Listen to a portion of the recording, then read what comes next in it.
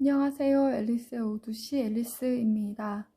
프랑스 대혁명 1부, 오늘은 7장을 읽도록 하겠습니다. 무릎을 꿇은 왕, 도끼에 흡수당하는 왕의 모습이 루이 16세를 괴롭히며 따라다녔다. 루이는 이 생각을 억눌렀다. 9시간 연속으로 사슴 사냥을 하고 온통 진이 빠져 돌아와 개걸스럽게 저녁을 먹어대고는 꾸벅꾸벅 졸거나 힘껏 쇠를 벼렸다. 얼굴은 풀무의 불에 그을렀다. 때때로 베르사유의 숲을 혼자서 산책하거나 쥐나 고양이를 내쫓도록 시키거나 성의 옥상에 올라가 그곳에서 달리곤 하면서 고독 속에서 안정감을 찾았다. 그러나 그는 처소로 돌아와야 했다. 조신들이 기침과 취미의 의식을 위해 기다리는 방으로 돌아와야 했다. 그는 이것에 따라야 했다. 그는 왕이었고 예법이 그러기를 원했기 때문이었다. 다행히 그는 소리나지 않도록 쿠션을 대고 언제나 불을 밝혀두는 비밀 복도를 만들어 놓도록 했다. 이 복도를 통해 조용히 왕비의 방에 접근할 수 있었다. 그러나 아직도 여러 달 동안은 왕비 옆에 눕지만 그녀를 회임시킬 수 없다는 것은 굴욕적인 경험이 될 것이었다. 무능력한 느낌으로 물러나야 했다. 반면 아르투아 백작은 이미 아버지가 되었고 사람들은 왕의 무능력에 대해 입방아를 찧어댔다. 사람들은 왕이 의사의 진찰을 받았다는 것을 알았다. 어떤 이들은 그가 대면대면하고 게으르다며 계속해서 언급했지만 왕비 쪽 사람들은 위험하지 않은 메시지 약간이면 왕비에게 들어가지만 그 안에서 즐기지 못하는 속박에서 왕이 벗어날 수 있을 것이라고 제안하기도 했다. 그러나 언제나 아무 결과 없는 왕비 방문 횟수를 셀 준비를 하고 숨어 망을 보는 조신들의 시선을 피하면서 조금씩 루이는 존경받고 열망받는 이 젊은 여인의 몸에 익숙해졌다.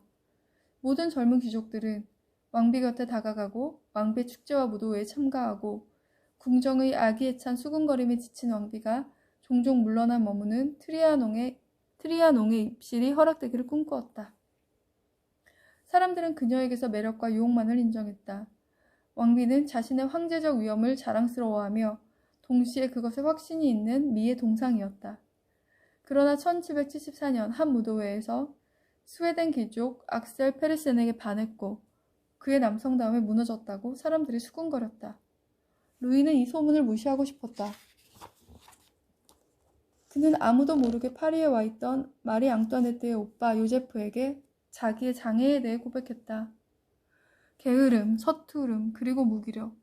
루이를 판단하면서 요제프가 결론을 내렸다. 그에게 정액을 쏟아내도록 하려면 나귀들에게 하듯이 채찍질을 해야만 할 거요. 내 누이는 이러한 일을 별로 하고 싶어 하지 않소. 둘 모두 순진하고 서툰 이들이요. 요제프가 덧붙였다. 그는 마리 앙뚜아네트를 훈계했다. 누이는 왕에게 필요한 사람인가? 오직 그만을 위한 누이의 애정을 보여주고 있는가? 누이의 관계와 애정이 모든 면에서 흠잡을 데 없는 사람에게 가지 못할 경우 생길 결과에 대해 생각해 보았나? 오페라와 무도회, 그리고 이미 나에게 이야기했던 연애 사건들에서 겪었던 어려움들을 잠시라도 생각해 보시오. 루이는 요제프의 충고를 받아들였다.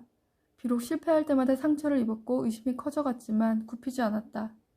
그러나 동시에 그는 쭉 편 팔로 거대한 덩어리를 들어올리고 쇠를 내려치고 대패질을 하고 멧돼지와 사슴을 쓰러뜨릴 만한 강한 힘이 있었다. 그리고 마침내 1777년 8월 18일 그는 7년 전부터 기다려온 위대한 업적을 이루었다. 그는 기뻐 어쩔 줄 몰라 하며 빈으로 돌아간 요제프에게 편지를 썼다. 이 행복은 처남 덕분입니다. 처남이 여행 온 이래로 점점 더 나아졌고 마침내 완벽한 결론을 맺게 되었기 때문입니다. 처남의 우애에 의지하며 감히 이 사건의 상세한 내용을 알립니다. 왕비가 1778년 12월 19일 후에 마담 루아얄이라 불리게 될 딸 마리 테레즈를 그리고 1781년에는 아들 루이 조제프를 1785년에는 왕세자가 되는 두 번째 아들을 낳았을 때 루이는 기쁨을 감추지 못했다. 신께서 프랑스 왕조가 연장되기를 원하셨다. 프랑스 왕국과 그 통치자들의 안녕을 위해 신성한 질서와 자연의 질서가 그렇게 만난 것이었다. 이 탄생들은 축성 의식 이후 신께서 다시 한번 확인해준 정통성에 대한 확신을 루이에게 더욱 강하게 심어주었다. 그는 신성한 권력을 지닌 왕이었다. 그렇게 그가 결정하는 것이 세상의 이유가 되었다. 그러나 행동해야 할 때 그를 망설이게 하는 의심의 균열은 어떤 면에서건 사라지지 않았다. 이것은 비밀에 의한 그의 경향, 즉 자기 생각을 위장하고 상대방을 속이며 앞서 지지했던 대신들을 비난할 권리를 더 강화하기까지 했다. 사람들은 루이가 트루고에게 그렇게 행동하는 것을 보았다. 트루고가 총회를 이룬 후 재무위원장으로 임명한 멘토 모르파도 이런 경향에 힘들어했다. 모르파가 베리 신부에게 고백했다. 왕은 매일 진보하는 대신 일그러져 갑니다. 나는 왕을 그 스스로 한 인간으로 만들기 원했습니다. 몇몇 성공으로 그것은 희망적이었습니다. 그러나 나에게 전혀 반대되는 것을 증명한 사건들이 일어났습니다. 나만이 그것을 알아차리고 있는 것은 아닙니다. 다른 대신들도 나와 비슷하게 알아차렸습니다. 종종 그분은 중요한 일들에 대해 애매하게 침묵을 지키며 부인과 형제들, 그리고 주변 사람들에 대한 이해할 수 없는 연약함으로 나를 피합니다. 마리 앙뚜아네트의 오빠가 파리 체류 후에 결론을 내렸다. 한 노예 상태에서 다른 노예 상태로 이행한다는 점에서만 그는 절대군주군요. 그는 정직하지만 그를 위협하고 결과적으로 엄하게 다룰 줄 아는 이에게는 연약하오. 연약한 사람이지 결코 바보는 아니오. 그는 개념이 있으며 판단할 줄 아오. 그가 연약한 이유는 정신의 무기력함은 물론 육체의 무기력함 때문이요. 루이는 사람들이 자기에 대해 어떻게 생각하는지 모르지 않았다. 그러나 그는 자기에 대해 혹독한 평을 내리는 사람들의 착각을 벗겨주려 노력하지도 않았다. 그가 주저하는가? 그가 결정을 내려야 할 순간에 의심하는가? 그러나 그의 인물됨 한가운데에는 꺾을 수 없는 영역, 일상의 사건들을 스쳐가는 확신이 있었다. 루이의 성격과 이 확신의 심장을 약화하고자 해도 결코 성공할 수는 없었다. 1778년 볼테르가 파리로 승리의 귀환을 하자 마리 앙투아네트의 트리아농에서부터 네케르 부인의 마르몽텔과 그림, 레날 신부와 뒤퐁과 디드로, 그리고 모든 양식 있는 정신들을 맞이하던 쇼쉐, 당땡, 샬롱에 이르기까지 많은 이들이 그를 열렬히 환영했다. 아카데미 프랑세즈는 이 88살 원로에게 경의를 표했다. 그의 사상과 작품들은 런던에서 베를린과 상트페테르부르크까지 유럽을 빛냈다. 그러나 루이 16세는 이 만장일치에도 그를 궁정에 맞아들이기를 거부했다. 그는 궁정이나 도시의 여론에 굴복되지 않았다. 마리 앙뚜아네트에게도 굴복하지 않았다. 그녀는 왕의 근처 오페라 극장에 볼테르의 거처를 마련하도록 하고 싶었다. 루이는 자신이 산 볼테르의 작품을 풀무 작업대 바로 위, 서재의 좋은 장소에 놓아두고 읽었지만 볼테르는 교회의 적이었고 그러므로 신권을 받은 왕가의 적이었다. 그는 파렴치, 즉 신성 로마 사도교회를 분쇄하기를 목표로 삼고 있는 사람을 받아들일 수 없었다. 네케르 부인이 기부금을 헌사하며 이 페르네 은자의 동상을 설립하도록 했다. 1778년 5월 30일 볼테르가 죽었을 때 공식적인 추모 행사는 전혀 없었다. 루이 16세의 지지를 받는 교회 성직자들이 장례식을 파리에서 치르는 것에 대해 꺼려했기에 작가의 측근들이 교묘하게 종교적으로 치르도록 마련한 매장식이 파리에서 멀리 떨어진 곳에서 있었을 뿐이었다. 이는 본질적이라 생각되는 것에 대해서는 루이 16세가 타협하지 않으며 주변 사람들에게 반대할 줄 안다는 것을 의미했다. 그는 왕비에게 속내를 털어놓지 않았다. 왕비가 오스트리아 대사에게는 아무것도 감추지 않는다는 것을 모르지 않았다. 그러나 외교 문제는 루이가 베리젠 대신의 안내를 받아 할 수 있는 한 가장 오랫동안 비밀로 간직하던 정책을 수행한 분야였다. 1778년 2월 6일 왕은 아메리카 합중국과 동맹조약을 체결했다. 이것은 영국과의 전쟁을 의미했다. 젊은 귀족들은 라파예트를 따라 아메리카로 싸우러 가려고 입대했다. 우선은 지원병으로, 그 다음엔 로상보 장군이 지휘하는 6,000명의 원정군으로 들어갔다. 이상한 동맹이었다. 이것은 1781년 헌법을 마련한 아메리카의 공화주의자들을 돕는 일이었기 때문이었다. 개혁의 지지자들에게 그들을 따라야 할 모범이었다. 게다가 아메리카 식민지군이 그렇게도 많은 열정을 불러일으키고 런던에서조차 8해 동안의 폭동이 온 도시를 불살라버리면서 보통 선거 실시와 매년 교체되는 의회, 그것도 비밀투표로 선출되는 의회를 요구하고 있는데 어떻게 아메리카의 감염을 피할 수 있겠는가? 이 급진적 기획은 프랑스의 반향을 가져왔다. 신문에서는 영국에 대한 전쟁과 함께 아메리카 헌법과 영국 급진주의자들을 선전해댔다. 아메리카 합중국을 인정한 첫 번째 나라인 프랑스 왕국이 어떻게 근본적인 개혁의 길을 따르지 않을 수 있을까? 아메리카의 전쟁이 재정의 심연이었던 만큼 파산 위험은 더 컸고, 이를 피하는 유일한 길은 세제를 수정하고 특권층에게 세금을 내도록 하고 왕과 왕비의 국내부 지출을 줄이는 것이었다. 달리 말하면 튀르고의 실각을 가져왔던 튀르고의 정책을 실행에 옮기는 것이었다. 신중하고 세심한 재정가로서 왕비와 자기 국내부 예산을 관리하던 루이는 적자, 즉 세금 문제가 결정적이라는 것을 알았다. 튀르고를 퇴임시키고 클리니를 재무총감으로 임명하도록 양보했다. 그는 부패한 인물로 생도맹그를 강도와 같은 난폭함으로 다스렸고 새 노위와 근친상간 관계를 맺고 있었다. 그의 첫 번째 행동은 노역과 동업조합 간부에 대한 튀르고의 개혁 칙령을 왕의 명령에 따라 취소하는 일이었다. 돈을 휩쓸기 위해 클리니가 프랑스 왕립 복권을 설립하고 재무총감실을 협작꾼들로 넘치게 하자 불신과 심한 비난이 일어났다. 왕은 말하자면 왕국 모든 도박장의 수장이 되었고 그들에게 가증스러운 탐욕의 예를 보여주었다. 왕은 쉽게 속는 이들을 백성 수만큼 많이 만들고 싶어하는 것 같다. 신문에서 읽을 수 있는 내용이었다. 1776년 10월 클리니의 사망은 다행스럽게도 이 재난 같은 재정 경영을 멈추게 했다. 그의 재정 경영은 상황을 악화했을 뿐이었다. 신뢰를 조금 더 무너뜨렸고 반면 적자는 조금 더 심화됐다. 루이는 소문을 듣고 무르파의 조언을 들었다. 모두가, 심지어 왕비와 그의 조신도 왕국의 재정을 네케르에게 맡기는 것에 동의하는 것 같았다. 네케르는 파리 지점 제네바 대표였고 이미 상당한 금액을 왕립 국고에 꾸어준 엄청난 자산을 보유한 은행가였다. 그는 튀르고의 정책을 비난했고 부인은 파리의 교양 있는 인사들 위해 군림하고 있기에 여론을 선도하는 이들의 지지를 네케르에게 약속했다. 더구나 영국 숭배자인 네케르는 볼테르 철학 당파의 수많은 영국 애호가들 중 하나였다. 그는 개신교의 스위스 사람이었다.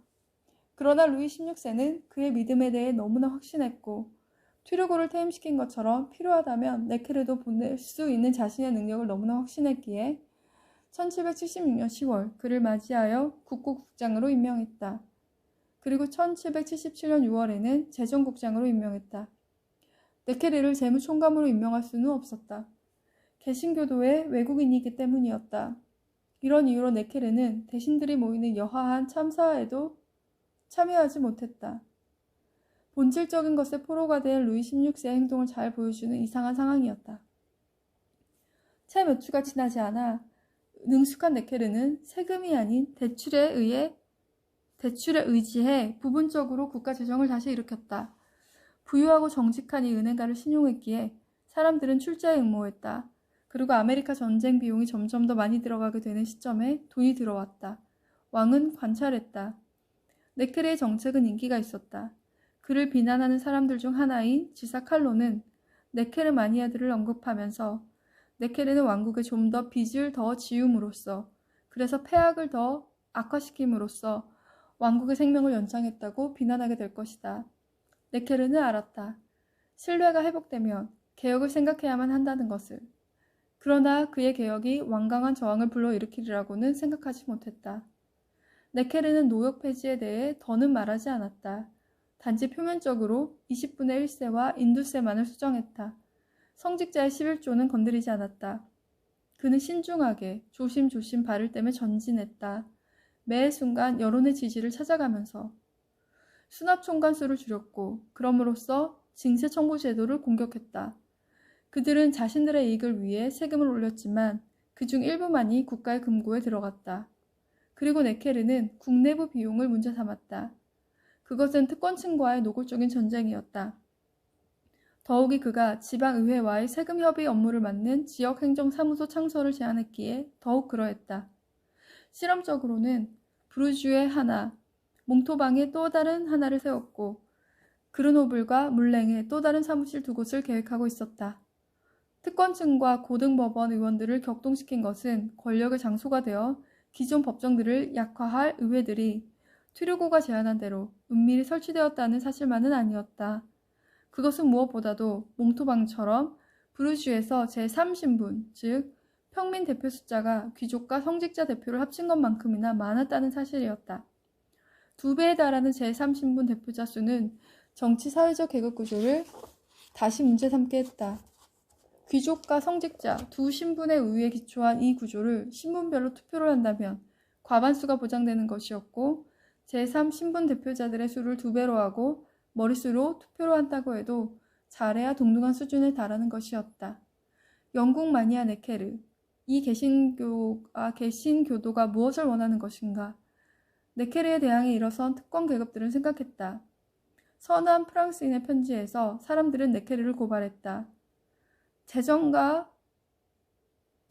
로로 시작하여 클로멜로 끝마치기를 원하는가?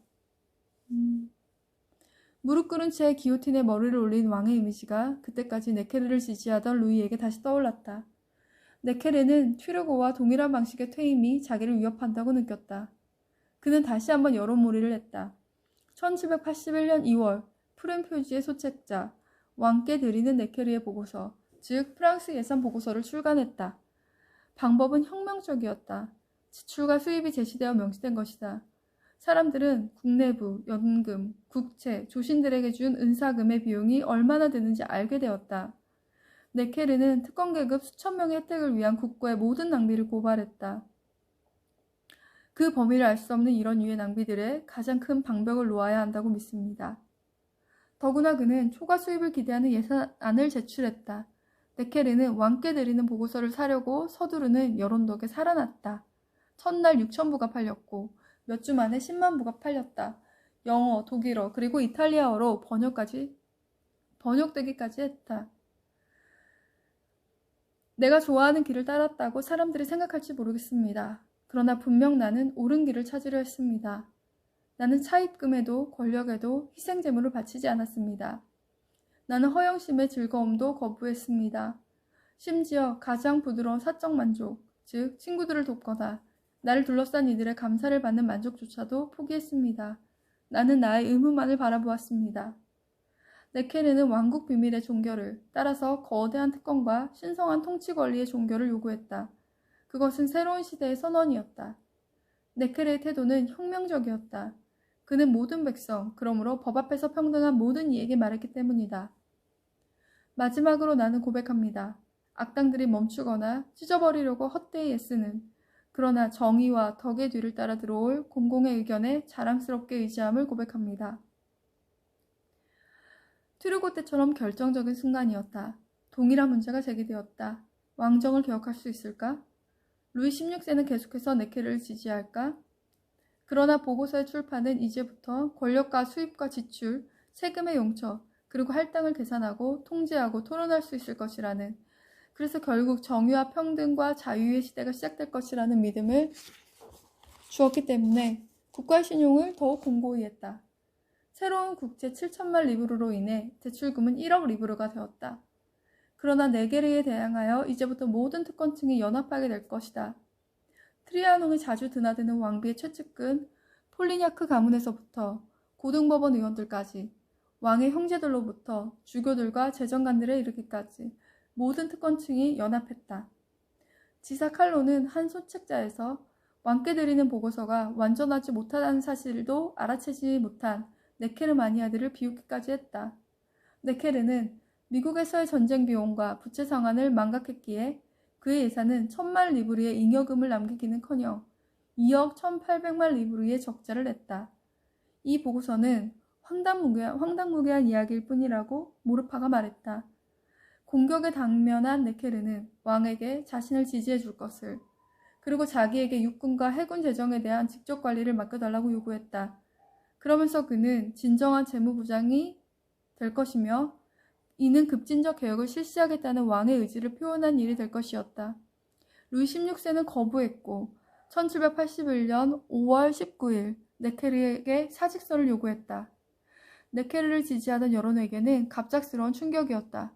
튀르고의 실각이 뒤따른 실망감보다 한층 더 강한 실망감이 엄습했다. 왕국의 분열의 틈이 열렸다. 왕은 무엇을 할 수 있는가? 그는 무엇을 원하는가? 계몽된 정신들은 아메리카를, 의회와 선거를, 평등과 정의를 꿈꾸었다. 사람들은 왕비가 네케르의 삶에 책임이 있다고 비난했다. 그러나 그와는 반대로 왕비는 네케르와 좋은 관계를 유지하고 있었다. 왕은 비난을 피해갔다. 그는 신성 권력의 왕으로 남아 있었다. 반면 왕비는 경박한 오스트리아 여자에 지나지 않았다. 그녀의 심장은 빈에 있지 파리에 있지 않았다. 무닥 서신을 편집하고 이끌어오던 그림은 네켈의 삶 이후 이렇게 지적했다. 모든 이의 얼굴에 망연자실한 표정이 역력했다. 산책로, 카페, 공공장소는 사람들로 가득 차 있다. 그러나 거기에는 이상한 침묵만이 지배하고 있다. 서로 얼굴을 쳐다보고서는 서로의 손을 슬프게 잡았다. 프랑스 대혁명 1부 7장을 읽었습니다. 저는 이제 점점 흥미진진해져 가는데 여러분은 어떠신지 모르겠네요. 오늘은 여기까지 읽겠습니다. 앨리스의 오듯이 앨리스였습니다. 안녕.